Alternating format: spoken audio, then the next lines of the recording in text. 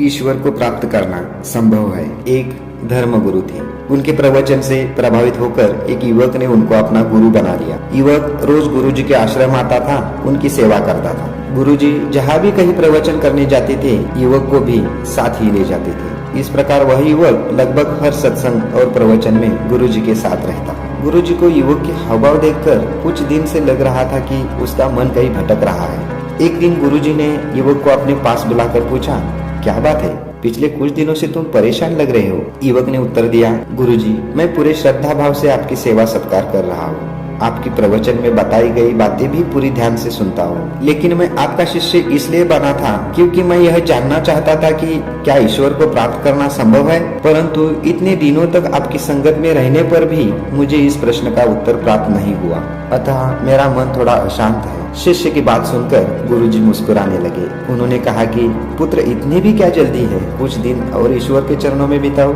फिर मैं तुम्हें ईश्वर प्राप्ति का मार्ग बताऊंगा। कुछ दिन और बीते तो फिर से शिष्य को गुरुजी ने अपने समक्ष पाया। गुरुजी ने पूछा, तुम सचमुच ईश्वर का साक्षात्कार करना चाहते हो? युवक ने उत्साहित होकर कहा, जी गुरुजी। गुरुजी ने कहा, ठीक है, आज मैं तुम्हें ईश्वर की प्राप्ति का मार्ग बतलाऊंगा, चलो मेरे साथ। गुरुजी अपने शिष्य को लेकर नदी की ओर चल पड़े।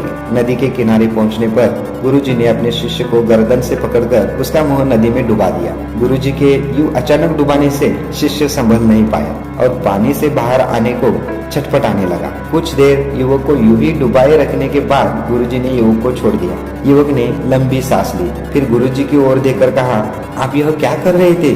गुरुजी ने मुस्कुराकर पूछा, जब तुम पानी में थे तो क्या सोच रहे थे? तुम्हारे मन को उस समय किसकी आस थी?